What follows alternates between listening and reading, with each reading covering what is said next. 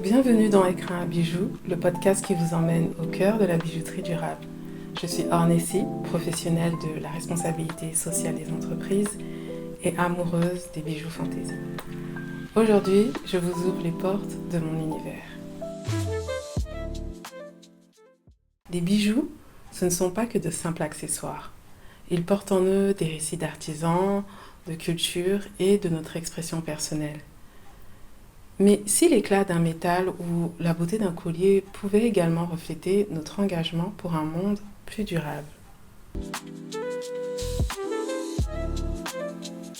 Mon histoire commence dès l'enfance. Nourrie par les bijoux que m'offraient mes parents, c'était principalement des boucles d'oreilles qu'ils m'offraient avec des bracelets. Mais j'ai toujours été très fan des bijoux. Et cela s'est poursuivi jusqu'à aujourd'hui en tant qu'adulte. Mais il y a quelques années, j'ai eu une prise de conscience en regardant ma garde-robe. Elle débordait et je ne portais qu'une infime partie de mes vêtements. Je ne suis pas un cas isolé. Des études montrent que nous ne portons en moyenne que 20 à 30% de notre dressing. Cette idée m'a profondément poussée à repenser ma manière de consommer. J'ai donc commencé à acheter moins, à trier, à donner.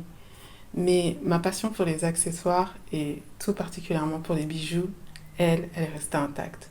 Je suis ce qu'on pourrait appeler une véritable accessoirista. C'est un mot que j'ai inventé. Enfin, ou peut-être qu'il existe déjà, mais en tout cas, c'est comme ça que je me qualifie. Et ce questionnement sur ma consommation et ainsi que mes valeurs humanistes m'ont naturellement guidée vers la durabilité que j'ai concrétisée par un master en management des organisations, spécialité RSE. C'est ce parcours qui m'a amené à me questionner sur l'industrie de la bijouterie fantaisie dont je suis une grande consommatrice. D'ailleurs, je ferai un épisode à ce sujet pour vous parler de ma consommation et de ma collection de bijoux. Que ce soit aussi bien l'extraction des matières premières, au processus de fabrication, jusqu'à la distribution, j'ai découvert un secteur en pleine mutation où les pistes d'amélioration sont nombreuses. Écrin à bijoux est né de cette conviction profonde. La durabilité n'est pas une simple tendance, c'est une nécessité. Mais je sais que le sujet peut sembler complexe. Les discours moralisateurs peuvent intimider et on peut craindre de devoir renoncer à tout ce qu'on aime ou s'imaginer que les marques éthiques sont forcément inabordables. Mon objectif est de déconstruire ces idées reçues. En tant que professionnelle de la durabilité, je suis consciente des défis que représente une consommation plus responsable.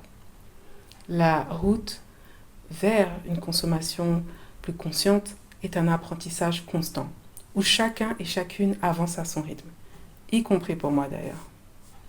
Je ne suis pas là pour donner des leçons, mais pour vous offrir des clés. Alors, à quoi pouvez-vous vous attendre dans le podcast ? Je vais démystifier la durabilité en vous expliquant les concepts importants de manière simple et accessible.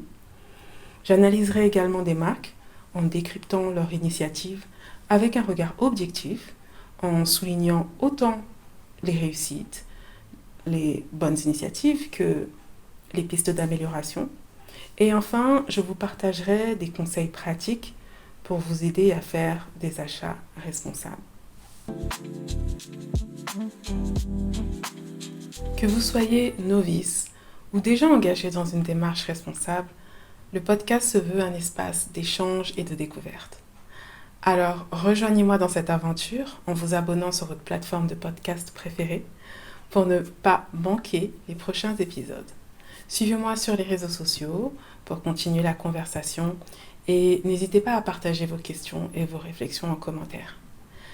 Merci beaucoup d'avoir écouté ce premier épisode d'Écrin à bijoux. Ensemble, faisons une différence, un bijou à la fois. À bientôt.